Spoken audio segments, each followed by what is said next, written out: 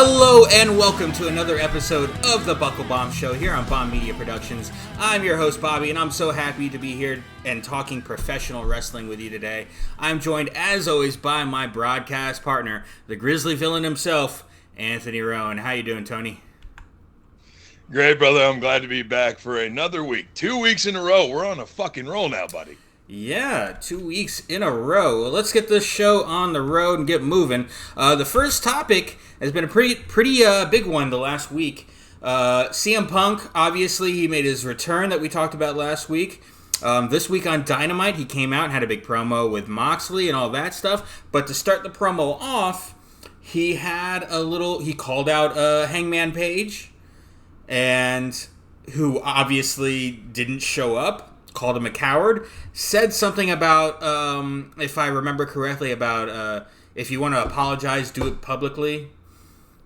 Something about that. And I remember watching it and going, hey, this is a little weird, but then they got into the Mox stuff, which was absolutely fantastic, and I kind of forgot about it until a day or two later when all these rumors and, reports started coming out about what's going on backstage between Page and CM Punk. There's been a lot of stuff and a lot of back and forth, a lot of it rumor, a lot of Meltzer reports, which, you can take however you want. But the main thrust I want to talk about here is the state of the AEW locker room, because there's been a lot of discussion that it's been divided because of this, with Hangman Page apparently sticking up, obviously being buddies with the Dark Order and Colt Cabana, and obviously you have CM Punk and his history. What do you think the current state of the locker room in AEW is?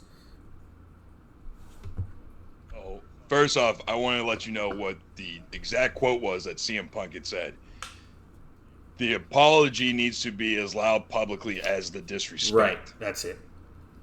CM Punk said it was disrespectful for Hangman not to come out. In my personal opinion, and I'll get into the locker room in a second, what CM Punk did there was some bitch shit, because he knew 110% that he pigeonholed Hangman. Hangman can't come out and interrupt a segment that he has nothing to do with. Is that fair to say? I'll agree with that. It was disrespectful, and he went into business for himself. And I say this as a huge CM Punk fan. The wrestling business, it is what it is, and it's moving forward. And Punk's been a part of it moving forward. But certainly there are reports that it was a receipt for something Hangman said in a promo earlier. But during their feud a couple of months ago, but Punk was in the ring with him. In this situation, Hangman wasn't there. He couldn't come out. He wasn't a part of the show, even if he was backstage. And I'll give credit to JR here, Jim Ross. He was on the ball real quick here in commentary. As soon as Punk started calling out Hangman, JR's like, I don't even think Hangman's here. I noticed that, and good on JR, man. That is a consummate professional right there. Unless it's after 9 p.m. on Twitter. So the thing is with this is it really feels like it has this weird division. At the same time, though, you think about historically, and this is a tweet that I've been seeing going around a lot, the two memes. CM Punk's unhappy with another wrestling company, color me shocked. And the other meme that I see that's going around a lot right now is those Triple H promos are starting to make a whole lot of sense right now, aren't they? Yeah, I've been seeing that a lot too. Pros and cons. I'm also a fan of CM Punk. However, there are certain things that you just don't do that's not good business for anybody. I feel like the thing with Hangman was not good business for anybody. Being publicly frustrated, look, that's part of life. I understand that. Let your frustrations out, especially if you know that you're going to earn $1 off your frustrations. In professional wrestling, that's something that tends to happen a lot. You can turn a shoot into a work real quick, and you're going to draw money on that. So it is 50-50 on how I feel as a whole about this. Now, when you bring in the locker room, that's a little bit different, because then you have the reports coming out about Miro being unhappy, Brian Cage being unhappy, Santana and Ortiz are unhappy backstage, but it's only because Santana and Ortiz have real life heat with each other right now. That tag team is done. As soon as Santana's contract is up, he's leaving. He's gone. He's not resigning. It's just going to be Ortiz by himself. I'd imagine probably just teaming with Eddie Kingston. But that promo back and forth between CM Punk and Jon Moxley before it got all the attention it got almost made the card this week. Not going to lie, because a lot of the stuff Punk said in that promo made me reinvested into the CM Punk Jon Moxley rivalry. We talked about it last week, building storyline, but that definitely broke the fourth wall in more ways than one, more so than he did with the pipe bomb.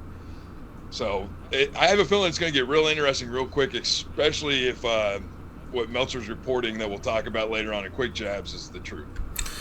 Yeah, it's interesting here. Certainly, yeah. That promo after the Hangman stuff, which just felt weird to me to begin with, and then obviously all the reports about it afterwards. But once he got into the Mox stuff, and Moxley came out, and the back and forth there, very interesting. I Punk doing kind of an NWO move, and Mox making his entrance, and Punk's like, I'm gonna do Snow Angels in the ring.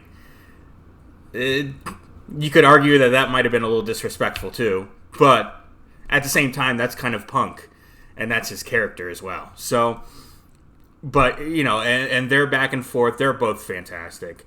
I have some of my issues with Moxley in match, but he's fantastic on the microphone. There's no doubt about that. You opened my eyes to one of his early pre-WWE promos that we'll talk about on the card this week. But that was absolutely fantastic. But as far as the Hangman stuff and what it means for the locker room, there's been all this talk about, obviously the AEW locker room there's been a shift where people are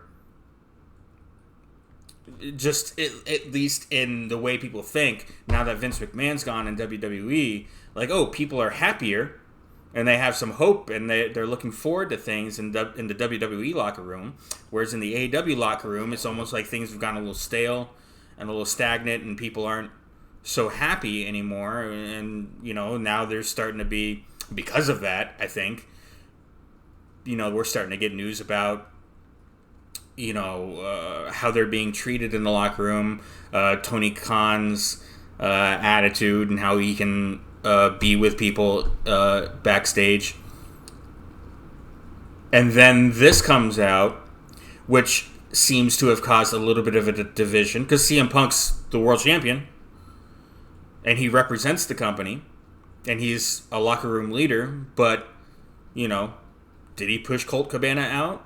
Is that why Cabana is just a Ring of Honor talent now? All these rumors and reports out there. And obviously, Cabana's a well-liked guy who, so you've got talent that have been in the locker room and sharing a locker room with him for a couple of years versus now Punk's there and big boost, a lot of knowledge that he's probably sharing with. You can literally see him. Early on, he was in the ring with Jungle Boy and Luchasaurus, and you can literally see him in the ring giving him some advice. I think this was after the show went off the air. There was a segment they threw on YouTube, but you can literally see CM Punk talking to Jungle Boy and going, "Hey, this is how you work the crowd, and this is this and that," or whatever he might have been saying. But it was like he was imparting knowledge to Jungle Boy, and certainly that's invaluable, especially to some of the young talent in AEW. But is it worth the locker room division? Yeah, in my opinion, it's absolutely not worth the division. And speaking of Colt Cabana, he's somebody that I'm sure I've had conversations with you at a bar drunk as fuck talking about how great Colt Cabana is before. Just because he's one of those talents that consistently gets overlooked.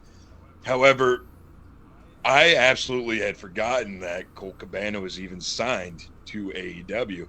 As a matter of fact, the last time that I've seen Colt Cabana in probably the last 6 months was on an episode of Young Rock as the Brooklyn Brawler. The dude has basically been non-existent since CM Punk's arrival. Yep. Could it have something to do with Punk? Probably. Yeah, I would hate to say it does, right? Because you would want to hope that as grown men, you can work in an environment together even if you don't agree with each other. However, we both know in professional wrestling that's not the case. Look at Shawn and Brett. Perfect example of this. Damn, man. I think as fans, if you're a true wrestling fan, right? Not tribalistic, not divisionalist, you hope all these reports are just stupid, asinine backstage politics trying to light a fire underneath trying to create division in the locker room because they're bored with their own lives. We just saw the same thing this week with Top Dollar from Hit Squad. He was accused of being a lot of divisionalist backstage in WWE. Unfortunately, it was some other people backstage that had a problem with Top Dollar. So they started spreading all these rumors. Fortunately, Triple H was smart enough to know what was going on, put the fire out. Allegedly, the backstage person that was behind all this is no longer with the company. So winking and nod, I guess we know who that is. But hopefully this is the same thing in this case, and we could just get professional wrestling back without all this weird backstage dividing of the locker room. Well, and I think a lot of that is on Tony Khan in this situation. He's got to sit down with Hangman and with CM Punk and suss this out. And now that it's out there, and that Punk made it public, basically, turn it into a work. And I think that's where we all think it's going to go anyway, right? And certainly the greatest thing about professional wrestling is even when two people dislike each other, even hate each other, we can go back to Shawn and Brett. They're never trying to hurt each other in the ring. They're always taking care of each other in the ring. It's very rare to see someone actually try to legitimately hurt someone else in the ring. And yeah, so even if they have disagreements, even if they don't like each other, you know they're still going to put on a heck of a match, which apparently they did at the last pay-per-view. So yeah, I see this hopefully becoming a positive in the end. Yeah, we can turn this into a work. If we know anything about Tony Khan in the media, he sticks up for his guys. We've seen it time and time again. Absolutely. Passionately. Passionately. Sometimes a little bit too passionately. I.e. Samoa Joe coming into the company and literally coming out on stage in the middle of pay-per-view and marking the fuck out. But Tony Khan's a fan. And I go back to this quote from Edge that came out this week and about how excited he is for the Triple H era of WWE. So the reason why Triple H is still so excited and passionate about this and why you see a change in the product is because Paul is a fan the same way I'm a fan. So that keeps us excited with what we're doing on a weekly basis. And I think that's what's going on with Tony Khan, hopefully. However, AEW got a 3-year honeymoon phase. Think about that. 3 years, right?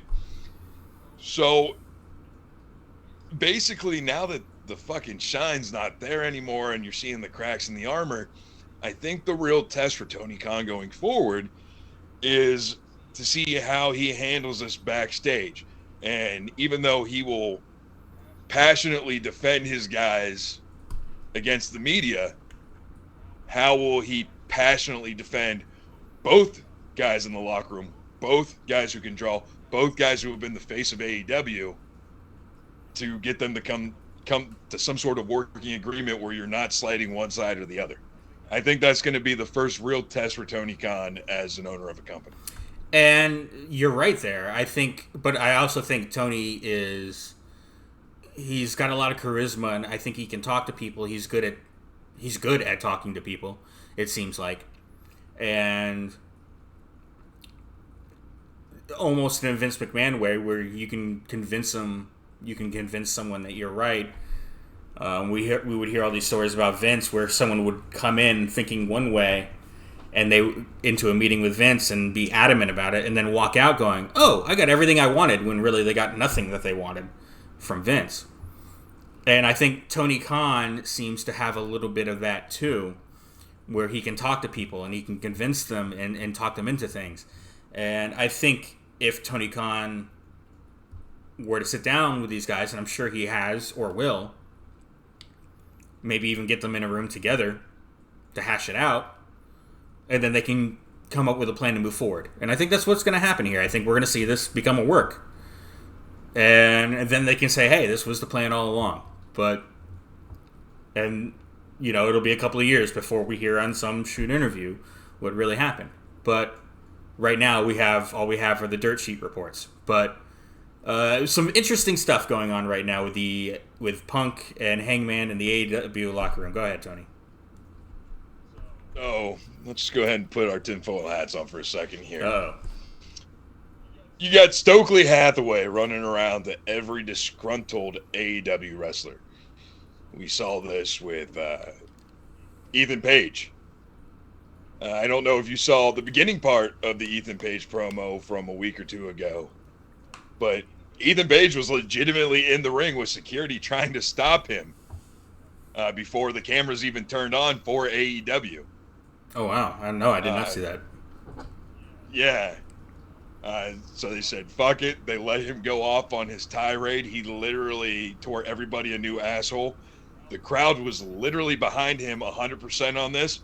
And then just like a flip of the switch, he turned on the crowd, told them they could all kiss his ass because when a new shirt drops on Shop AEW, it's the CM Punks, it's the Darby Allins, it's the Young Bucks are always the top sellers, and not a single goddamn person buys an Ethan Page shirt. Like, it was just a beautiful dichotomy of you had these people on your side, but fuck those people. You don't want them. You're going to tell them how you really feel. Stokely Hathaway, if you've been noticing, is going around getting all these disgruntled AEW talents to sign deals with him. I think they're going to be working on a new faction of people that are disgruntled with Tony Khan. Well, that's another thing here with this, with AEW's more, let's say, dirt sheet friendly style of booking. They will, they've been accused of booking for the dirt sheets, but they can certainly use those reports to their advantage in a way that WWE rarely does. And, hey, these guys are disgruntled. But you know what? We can use that. We can use that on our show. And in the process, make them happy. Keep them happy. Improve the morale. So there are a lot of ways, potential ways, we could see the AEW locker room as a whole improve or get more and more divided. We will see what happens here. All right, we will move on to our next topic here. Guther is set to defend the Intercontinental title against Sheamus at Clash at the Castle after Sheamus won a Fatal 5-Way on SmackDown. This match, to me, is going to be insanely good. I'm really excited about this match. Sheamus, a little bit underrated, I think, in a lot of fans' eyes, but he's a stalwart. He's been there forever, and he knows what he's doing. And two big brawlers in the ring that I'm really excited to see. Also, and I know something you're really excited about, the IC title getting defended on a pay-per-view for the first time since WrestleMania 37. How excited are you for this? Dude, first off, this has been a long time coming. We've seen the promo packages over the last couple excuse weeks me, going from the... let me pause you right there. I said pay-per-view. I meant premium live event. Continue. Look, man, we've been trained for over 30 years to say pay-per-view. It's going to take some time, all right? But, no, we get these promo packages starting with the U.S. title, and it's absolutely beautiful. right? And Yeah. now we get this promo package for the IC title, and it's just like, holy shit, it's giving me all these feels again, goosebumps. It's making me excited to see these And titles. main evented And then you SmackDown. put it Yeah. main event SmackDown, and then you put the IC title on a guy who, as well known and liked and dependable as Gunther, going back to when he was Walter in his Progress days, he was known as the go-to guy when he was on the UK scene. Now you have him going against Sheamus on a pay-per-view for the Intercontinental Championship. This could be a major passing of the torch match if you actually think about it in that way. Sheamus, arguably best shape of his career, but age is still age. It gets to us all after a while. He is getting up there. I believe he's in AJ Styles territory right now, like we've talked about before. Some wrestlers thrive at that age, like AJ and Edge and Orton. Other wrestlers begin to break down around that time. So we're having two hard-hitting big blokes from Europe going at it at a UK pay-per-view. Look, I hope this isn't the case. But what's to say that this isn't Sheamus' farewell match? He's been focusing more content towards the fitness aspect of things. His YouTube channel's doing gangbuster numbers right now. Maybe that's where he wants to lay his head down and not be on the road so much anymore. But either way, I will tell you this. If this match doesn't end the way that meme that's going around right now of Stallone and Schwarzenegger in the hospital after filming that scene in The Expendables, I don't want it. Let them go at it. Let them be what they are known for in the WWE, as just being big, giant, brawling brutes.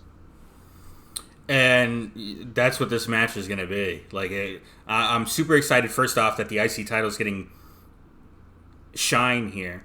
And then that it's getting such a big... I mean, Sheamus, obviously in the UK is going to be huge babyface. And to have him... have the WWE put him in a match for the IC title is only going to bring the IC title up. And assuming Gunther goes over, which I think he will, only going to make Gunther that much better. But it's going to be a hell of a bruising physical match, and I'm excited for it. Oh, absolutely. There is a little bit, side note here, Gunther has applied for a trademark for Ring General, which is what he was called. So he's going back to the old gimmick. Yeah. So at least that's he's applying for that himself, not on behalf of WWE. So if something would ever happen, he can go back to use that, and that's not a WWE trademark. That'll be a Gunther Walter trademark. So interesting there. I'm really excited for this match. And what Tony and I want to know is, what do you think of this match? Are you excited for this match at Clash at the Castle? Let us know down below in the comments on this video. All right, moving on, we will talk about Trish Stratus.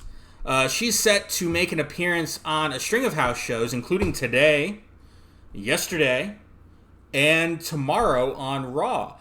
From Toronto. Are you excited about this Raw appearance for Trish Stratus? Coming off of a great, and it was a pay-per-view at the time, pay-per-view like WWE Evolution for the women's division, and then coming off of the news that we just got this week that NWA is currently not looking at doing an Empower 2, which was their all-female pay-per-view with women from across professional wrestling. It's good to get a reminder that there are legendary female wrestlers that deserve the spotlight. We see it all the time with the male professional wrestlers who are legends coming back. For example, Ricky the Dragon Steamboat was a part of Dynamite and Rampage this week. You always get the guest cameo spots from legends like Hulk Hogan or Stone Cold. But it's great that we remember the women that laid the foundation for what we know as women's professional wrestling today. Trish Stratus being one of them women. Lita being one of them women. Stacy Keibler, Tori Wilson. All these women that gave us what we had today. So it's good that she's getting her shine. She's coming back. She's wrestling. I mean, Trish Stratus is still in phenomenal shape. She looks as good as she ever has, yeah. She may be in the best shape of her career right now. I think that this is going to be awesome, and it's going to be that shot in the arm that the women's division needs yet again. Yeah, and apparently at a house show last night in Kingston, Quebec, she got physical. She got involved in the match between... There was a match between Io Sky and Bianca Belair. And, of course, Asuka and Alexa Bliss and Dakota Kai and Bayley all got involved, and it was a scrum, and Trish Stratus got involved and all that and got a little physical on behalf of the babyfaces. So we'll see what happens. You will probably get something similar to that on Monday night. I think in the end, the heels should go over her. And we all know WWE's track record of people in their hometowns. Yeah. You get heat on them. Which isn't a bad thing, by the way. But no. But I would like to point out, though, that Kingston, Ontario is the second best Ontario that CM Punk's been in the ring with. All right. We're excited for Trish Stratus to make her appearance tomorrow night on Raw. Are you excited? Let us know down below. All right, we'll move on from that topic up to SmackDown. We had an audible called during the day Friday. Shawn Michaels, in a poorly edited video on Twitter, announced that Nikita Lyons and Zoe Stark were not going to be able to perform at SmackDown due to injuries from the NXT show prior, particularly Zoe Stark, and we can talk about why maybe Nikita couldn't get into Canada. But because of that, they were replaced with probably who should have been in this spot to begin with, Toxic Attraction, the former NXT Tag Team Champions. They actually got a big win over Natalya and Sonya Deville. What do you think about Gigi Dolan and Jacy Jayne making their SmackDown debut? So this is really awesome for a multitude of reasons. The biggest reason that sticks out to me is everybody seems to forget that Gigi Dolan was the woman on the Independents that was putting tampons in her opponent's mouths. Oh, goodness. Yes, she would literally pull them out of her trunks mid-match, shove them in her mouth. She had a tryout match with AEW because she's Darby Allin's real-life wife. Yeah. That's where she gets the Gigi. He's Gigi Allen. But because that got brought up on social media so much, AEW declined, and she ended up in WWE, which Toxic Attraction's been an incredible stable for WWE in the NXT realm. God damn, I can't wait to see Mandy Rose get the call up back to the main roster again, even though she's been doing great things in NXT. Surprising win, absolutely. But this is a legitimate tag team that went over on something that just kind of felt thrown together. And you and me have had long rants in the past going on and on about the women's division feeling very rushed and forced. So, yeah, it makes all the sense in the world. Yeah, I'm excited that they're up on SmackDown right now. We'll see what happens with them, if they stick around or if they end up going back down to NXT. Certainly, selfishly, you and I, with our NXT show on September 30th that we're going to in Tampa, would love to see them there in person. But, I think they deserve the call up to, if there's a spot for them on the main roster, whether it be SmackDown or Raw. Certainly, the women's division is in need of tag teams right now. And here's a good one right in front of them that has a pedigree. They've been the NXT tag champs. So, and to see them get a victory over Natalya, who's at that stage in her career where she is more often than not probably going to be putting over other women because she is the legend, and she's, a heart. She's the heart and soul of my Instagram timeline. For sure. And Sonya, she didn't take, it was Natalya that took the pinfall here. So I'm excited to see where Gigi and JC go here. And obviously with their connection to Mandy Rose, do they bring her up eventually too? She's still NXT champion. So you're right, they're probably going to keep them on NXT for now, but I think they will be a player here and there in the main roster tag team division, and we'll see what happens there. Anything else you'd like to add? Yeah, what I can see happening is, that's the fun part about the show. We get to make fantasy booking ideas. That'll never happen, yeah. Yeah. Oh, we'll see. So, let's say this becomes a recurring theme with Toxic Attraction up on the main roster going through everything. And let's say for whatever reason, Sonya Deville becomes a main target for Gigi Dolan, and her name's escaping me. Jesus Christ. Chasey Jane? Yes. CTE, folks. It's very real. Anywho, so they just keep going on and on Sonya Deville every week. And who eventually has enough of it?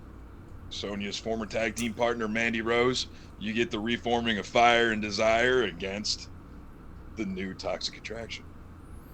There you go. Hire me, WWE. I'm available.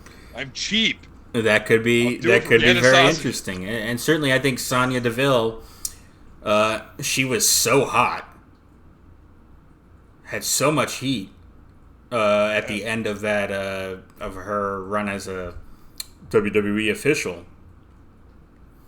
and that's kind of gone nowhere. That heat has kind of dissipated at this point, but she's a fantastic heel. That would be great. Her and Mandy Rose back together for sure. I'm down for that. All right. We want to know what you think. Let us know in the comments down below. All right. We will move on to our next subject here. We'll talk about NXT UK and how after the Worlds Collide pay-per-view, NXT UK is shutting down, or at least going on hiatus, while it gets pretty much reorganized into NXT Europe, which will start up in 2023. What do you think of this news? Amid several NXT UK talents getting released as a part of this news, basically. I believe that this is just going to be one of those temporary releasings.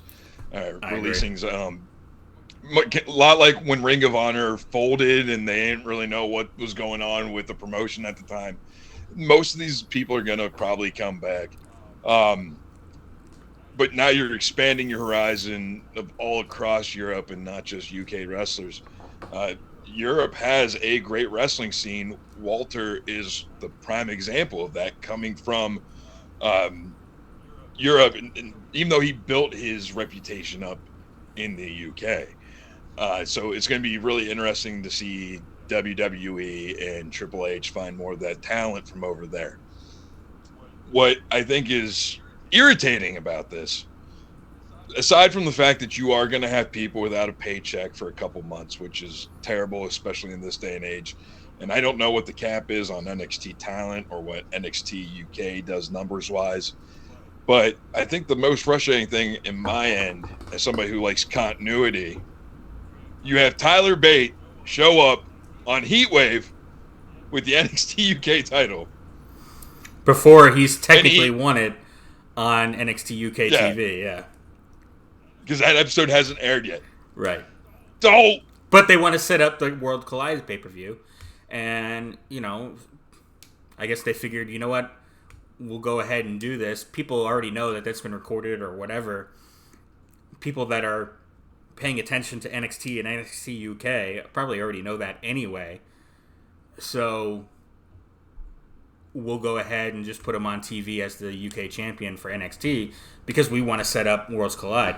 It's certainly a should we not, but I don't think it was a gaffe. I think it was a calculated decision. But I agree with you on the talents getting released. I think most of them will end up being back. I think they're released. I think the idea here, at least, is that we're not going to be doing anything with a lot of these lower level NXT UK people while the promotions shut down, are on hiatus. Let's let them go. They can go make, so that way we don't have to pay them, obviously, as a publicly traded company. So there's that. But also, they can go on the independent scene in UK and Europe and wherever they are and get their own bookings and make money and continue to improve and learn. And then when we start NXT Europe, we can, assuming they're not signed elsewhere, we can go ahead and get them back. So I think that's the idea with a lot of these UK releases. Certainly, I agree with you, everything you said about NXT Europe. It's just an expansion of the brand and of getting more talent. And that's never a bad thing, especially now, some 30, 40 years after the death of the territories. So we need to get more talent. Let me pose you a question. When was the last time you watched NXT UK? I couldn't tell you a time I've watched it once. Can you name 3 wrestlers on that roster? I could name a former one. That's about it. So, for my money, the most exciting people over there, Trent Seven, Tyler Bate, the Coffey Brothers, and I don't know if Rampage is still a part of NXT UK or not. Those are the only guys I ever cared about, but it wasn't enough to get me to tune in to NXT UK. It was very poorly marketed in the US for some reason. It just didn't have that appeal to your diehard wrestling fan who may be looking for indie wrestling outside of the country. I feel like with the expansion of the NXT Europe, if they go back and they market it correctly, this could be something that has all the potential in the world to be something very huge, and we could actually get Worlds Collide as a premium live event more and more often, especially, they talk about launching NXT Japan and NXT India. I mean, if we're going to have all these NXT territories, once a year you get your champions together and an Elimination Chamber match, a War Games match, something like that. Come on, dude, that's money. And to be fair, NXT UK doesn't have to be big in the US. You put that on the network internationally, the WWE network, which here in the US we have Peacock now, but it's still a network outside the US.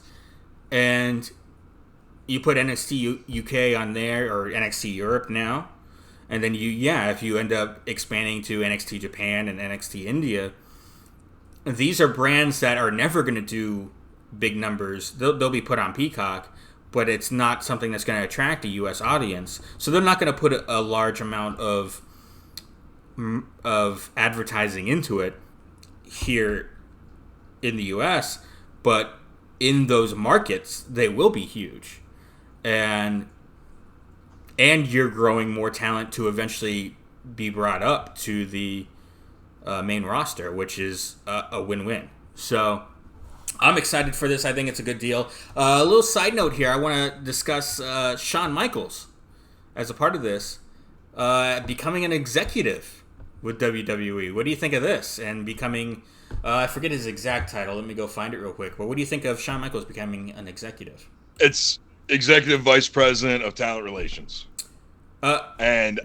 He's part talent relations, but he's not Vice President of Talent Relations.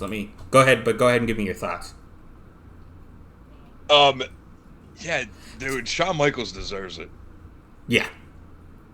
When you talk about a WWE guy, he is in the upper echelon with your Triple H and with your Undertaker. So to see Shawn Michaels in that position, man, good on him. I mean, people forget, if it wasn't for Shawn Michaels, we wouldn't have a Bryan Danielson. That's who trained him. And if that's any indication of what Shawn Michaels is able to do, especially with his involvement full time with NXT. He deserves it. The future's going to look bright for talent coming through. And goddamn, just let him run his own Twitter account for the rest of forever, though, because that tweet after the announcement about the change in the women's tag team tournament, just where he's like, hey, look, Shawn Michaels doesn't edit videos. Yeah. Chef's kiss. Right. Don't yell at me. All right. And it's Vice President of Talent Development Creative. Which sounds like head trainer. You know, it's hey, we're making him an executive in the company. But a lot of these executive titles are just that, they're titles. He's probably not going to really be doing anything more. It's just now he's an executive and he gets a little bit more of a say, maybe. But as a vice president, obviously a buddy of Triple H's, and you know you can certainly see why that happened there. But I agree with you. I think he deserves it. Funny story. I don't know if you're going to remember this or not. Probably about 6 years ago, they put a special on the network that followed Shawn Michaels now that he's been retired and everything like that. And he was coming in to the NXT Performance Center and helping train people just as a guest here and there. So much so that him and his wife had bought a home somewhere, I think it was St. Cloud maybe. And they had the NXT crews following him, and they were interviewing him walking down the street. And he was like, you know, we came here on vacation. We weren't really looking to relocate or anything like that. And then I got a call from Hunter. Hey, man, you want to come in and do a guest spot? Oh, I'm retired. I don't know about it. And then I started getting the itch, and my wife saw it and told me to go do one guest spot, and that's it. You're done with wrestling. And then this is a perfect example of when you love something, how much the seed will be planted and grow inside of you to now being Shawn Michaels back full-time with the company. You got to love it. Yeah, for sure. I'm glad he's there. I don't know that there's anyone better to be training these guys, all the experiences he's been through. And, you know, it's certainly, as members of the clique, seeing Triple H and Shawn Michaels now as the ultimate company man is a little odd, but here we are. They've taken over the company. How about that? All right, question is for you. What do you guys think about NXT Europe? UK shutting down for a little bit to reorganize into Europe. And what do you think of Shawn Michaels becoming a vice president in the company? Let us know down below. All right, a little programming note here. The card this week and moving forward will not be a part of the Buckle Bomb show. It'll be its own separate thing. We'll still be doing our top 10 countdown. This week will be the top 10 promos, best promos that you've never heard of. And me and Tony will be counting those down. It'll be interesting to see the differences and his 5 and my 5. Part 1 drops at noon on Tuesday, and part 2 will drop at noon on Thursday.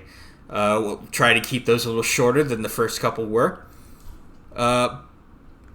But yeah, we'll be filming that later today, and those parts will drop on Tuesdays and Thursdays. So make sure to stick around, subscribe if you're not already, and to catch those shows.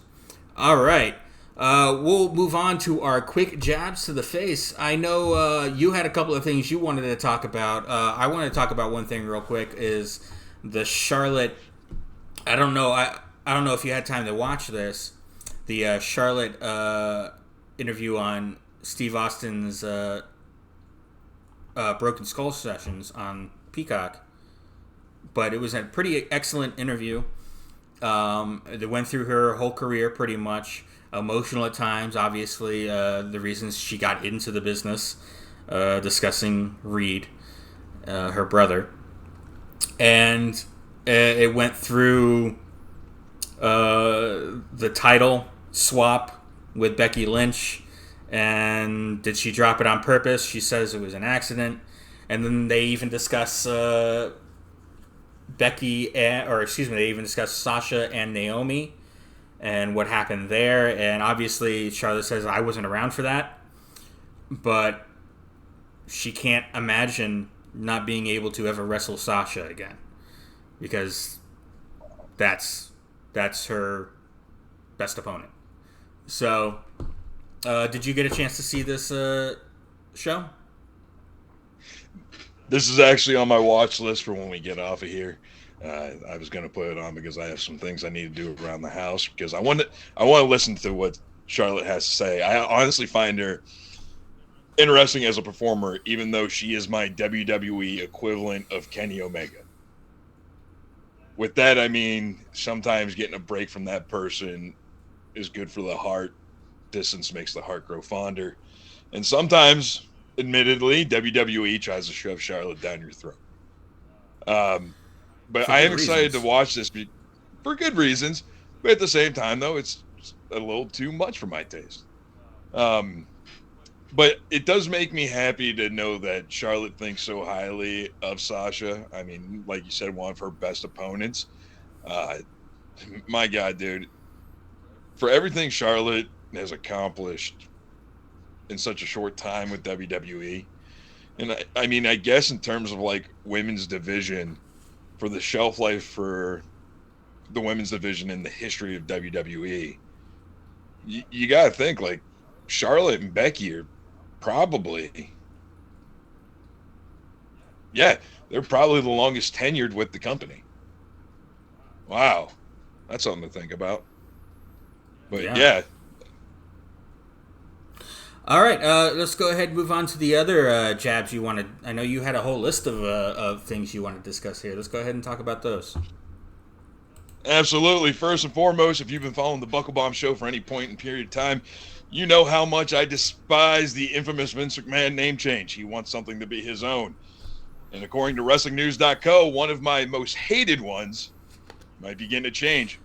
Rumor has it Butch is going back to Pete Dunne, according to WrestlingNews.co. The one NXT UK wrestler I knew. This rumor got started when Pete Dunne changed his Twitter name back to Pete Butch Dunne, and then tweeted a picture of himself with the NXT UK title. According to sources backstage, Triple H is on a mission right now to get all former NXT talent their names back. Well, it's got to be frustrating, for Triple H when he would build these talents and they would get over, and then, all right, this is my baby here. Move on up to Raw or SmackDown to the main roster, and then suddenly they're completely repackaged with maybe a different name. They completely screw up the gimmick, make it more exaggerated and cartoonish. But so him going back and, hey, let's undo some of this, and hopefully in the future not make some of those changes for people that get brought up, is only a good thing. All right, what's the next thing you want to discuss? Was it something about GCW Homecoming? Yes, last weekend GCW Homecoming. It's now been reported that multiple WWE stars and officials were backstage, including The Miz, who they believe The Miz is only there to support the Matt Cardona wedding angle, and a picture that is now surfacing to me that popped me super hard, I'm not going to lie. It's a picture of Seth Rollins peeking out from behind the curtain watching the matches. This is a continuation of what is already reportedly a very flirty relationship between Stephanie McMahon and GCW. If you recall WrestleMania, they had Brett Lauderdale and Nick Gage in a suite where they all took pictures with them. Flirty. Flirty is in like a companies working together. I think Triple H would absolutely destroy Brett Lauderdale. There is a size difference there. Jesus Christ. I mean, it might be worth it. Triple H can beat me up if I get a little flirtation from Stephanie. I don't know, but... Yeah, she probably started my MILF kink when I was younger, to think about it. Oh, God. All right. All right, let's move on from that. Yeah, I gotta check that out. That sounds interesting. Chris Statlander tore her ACL on AEW Dark, which she has done once before. This is sad news since Chris Statlander was almost looking like she was about to break out again. What do you think about this? So Chris Statlander missed time from 2020 to 2021 with a torn ACL in one leg. On Dark, she tore the ACL in her other leg. Unfortunate timing, man, because she really was getting that push with Athena and the whole women's title picture. She would drop that weird ass alien gimmick and was actually showing her range as a character. Man, hopefully that push is just on a pause right now and people remember her when she comes back because she is an underrated talent for sure. It just goes to show you that one goofy fucking gimmick can really blow your load with the fans. Yeah, agreed. And all right, and you wanted to discuss Impact talent contracts. What's going on there? Impact has almost no talent under contract right now. The Good Brothers have not been under contract for almost a month and have agreed to work without a contract through the end of September. Deonna Purrazzo, one half of your Impact Women's Tag Team Champions, her contract is coming up at the end of August. Her tag team partner, Chelsea Green, Matt Cardona's wife, does not have a contract. And it seems like most of the wrestlers who are under contract will have all their contracts expiring by the end of the year, leaving further speculation that nobody knows if Impact is going to go under, if they're going to fold, if they're going to sell out, if Tony Khan is becoming the Thanos of professional wrestling. Nobody knows. Very interesting to see where this could go and what's going on with Impact here. Because I didn't know about this until just now, really, you talking about it. So, yeah, the Good Brothers are actually still their tag team champions. Not having your tag team champions under contract, it's such a big deal because, A, they appear on New Japan every week, it seems like, with the Impact Championships. They take them with them. They are the proud champions. And two, you have to worry. You have a lot of Bullet Club members now on your roster in Impact, right? Let's say something happens in the front office in Japan. Maybe Rocky Romero can make something work. And now you kind of forget that there's even the connection between New Japan and Impact, and all those wrestlers could just easily split for New Japan, and it could leave Impact in a really bad way. I mean, we've talked about multiple times right now, pound for pound, some of the best professional wrestling in the world is happening on Impact television. Right. This to me is very interesting for what it could mean for the future.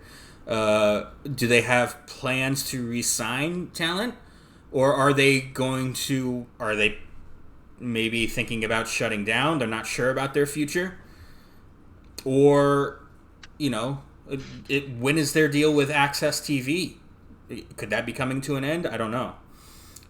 So maybe that's why they're not re-signing a lot of talents right now, or maybe they're just going to move to a more independent style of we're just going to book talent on a show-by-show basis, which would seem a little bit odd for a promotion that's on TV. But, there are a lot of questions moving forward there, I think.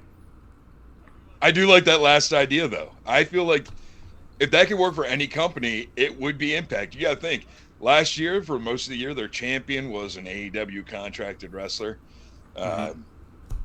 Obviously, you got to think the Good Brothers are going to go New Japan full-time at the end of September. I would actually be really excited to see how that would work out.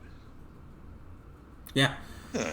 All right, and one more quick jab you wanted to talk about here was what was it? Go ahead and. Actually, I have it's about MJF, real quick before we get out of here. Yes, according to Dave Meltzer, MJF is making his return soon. The plan is tentatively MJF versus Punk 2. There was some speculation around this being the case as to why the championship match between Mox and Punk got moved to Dynamite this week, but that is not 100% confirmed. Nobody has officially confirmed that yet. But according to Meltzer, MJF will be making his return soon and having an impact leading into All Out. All right, interesting stuff there. Yeah, we'll see what happens with MJF there.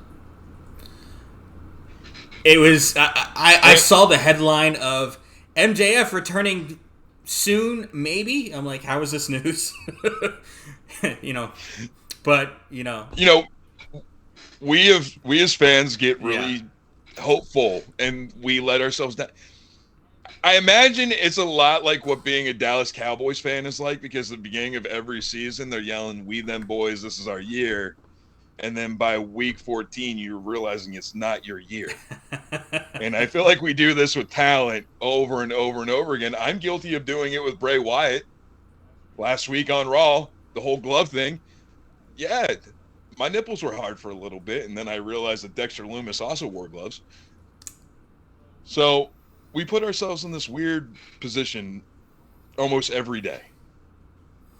All right. And you said there was something else you wanted to talk about too? This is just a final little quick jab. This is an Easter egg quick jab for fans of independent wrestling. On Friday night on SmackDown, Sami Zayn was in a really great match, actually.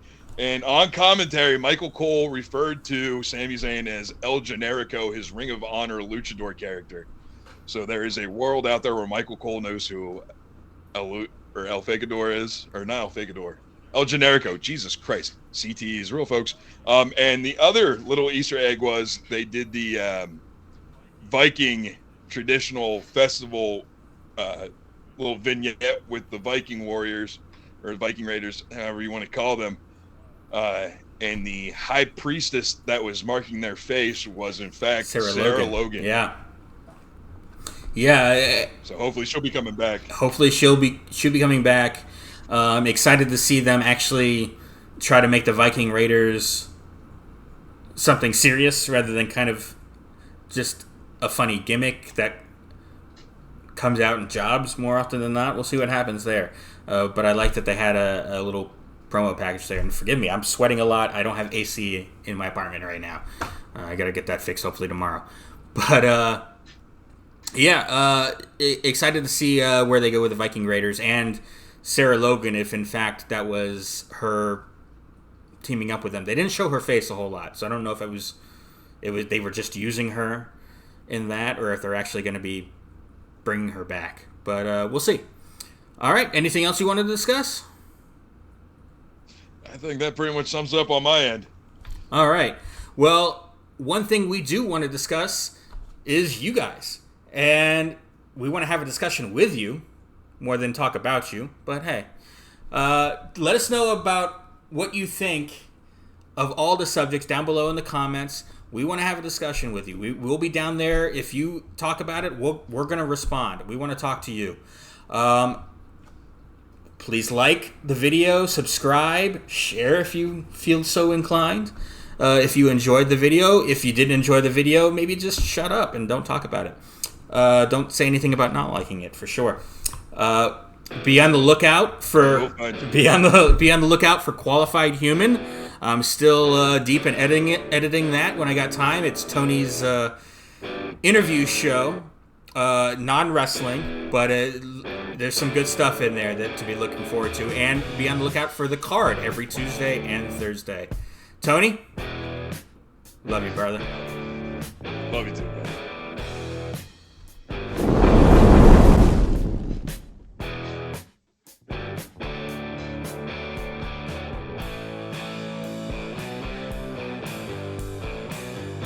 The preceding announcement has been paid for by Bomb Media Production.